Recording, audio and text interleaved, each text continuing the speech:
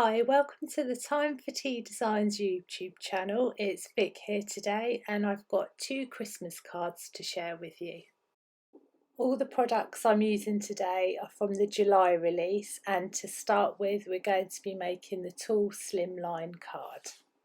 This is the Christmas surprise stamp set, so I'm just going ahead and stamping out all my images. And then once they're stamped out, I'm just going to go and do some Copic colouring, and I'm just going to play a little bit of music while we're colouring.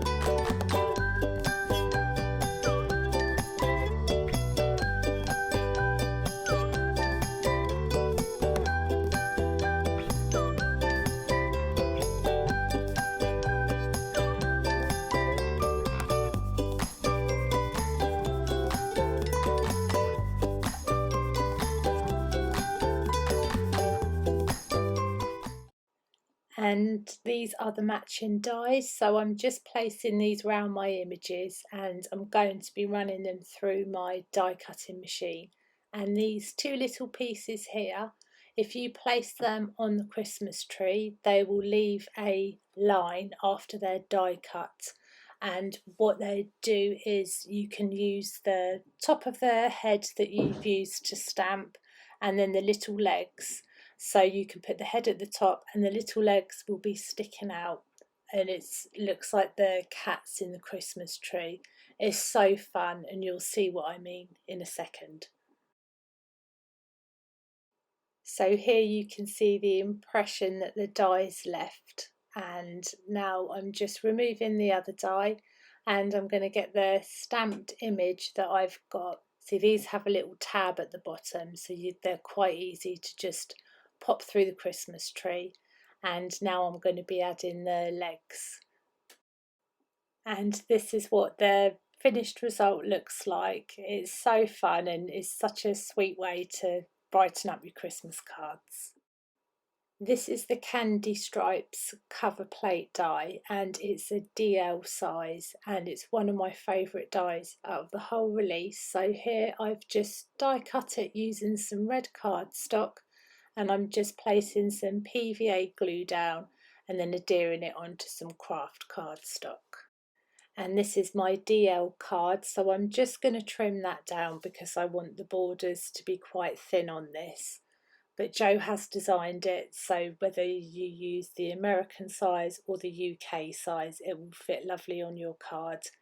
So now I'm just using some double-sided tape to adhere that down, and now I'm just colouring in some extra baubles and bells that I stamped earlier, and then we're going to move on to the sentiment.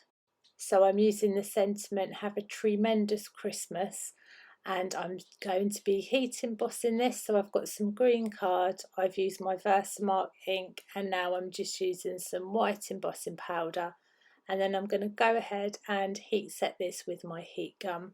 But first I'm just brushing away some excess pieces of embossing powder. And now we're ready to go ahead and heat set this with the heat gun. And as this is a tall card, I wanted to add another sentiment. So I'm adding, may your holidays be full of wonderful surprises, which is again included in the same stamp set. And I'm just using my mini trimmer to trim these down before adhering them to my card. And now I'm just working on where to place everything. So I'm adhering all the pieces down with some foam tape. And then I'm going to be adding my sentiments, again using some foam tape, and then adhering all the little bells and baubles where it looks like it's come pinging off the tree from where the dogs got into the Christmas tree. And also included in the stamp set, there's 2 images of a dog, and one has a patch on its eye, which is super sweet.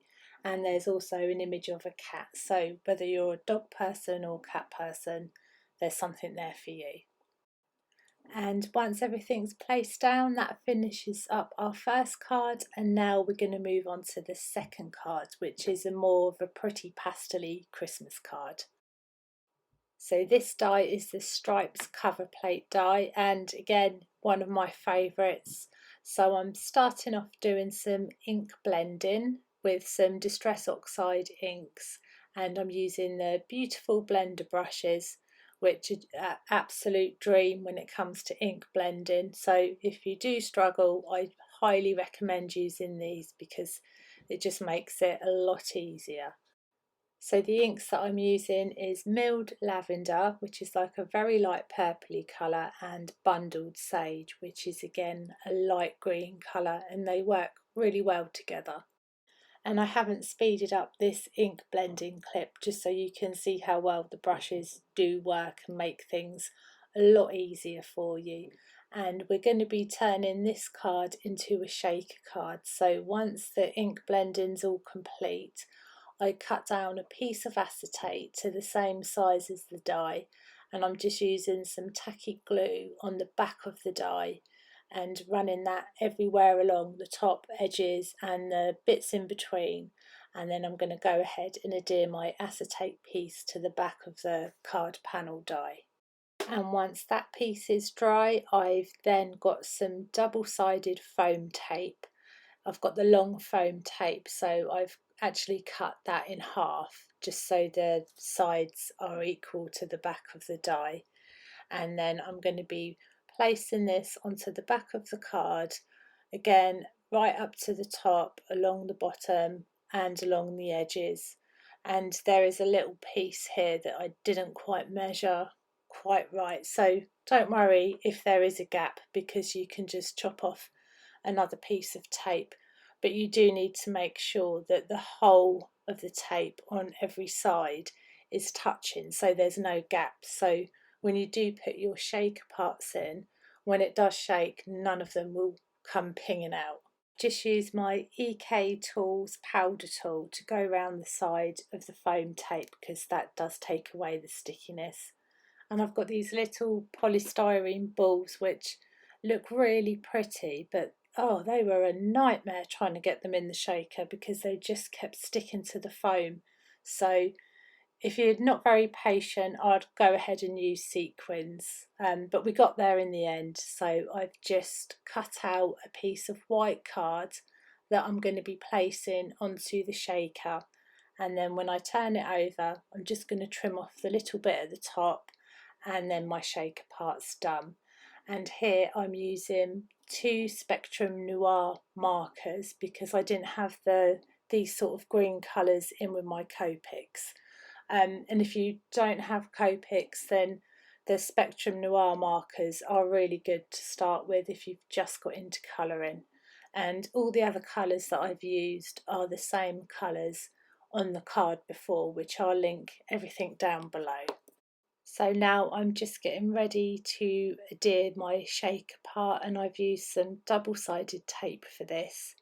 And I'm just pressing this onto my card base, and here we have the little images from the stamp set. So we've got the dog coming out of the Christmas tree, and I had the cat that was coloured and left over, so I thought it looked quite sweet peeking behind the tree.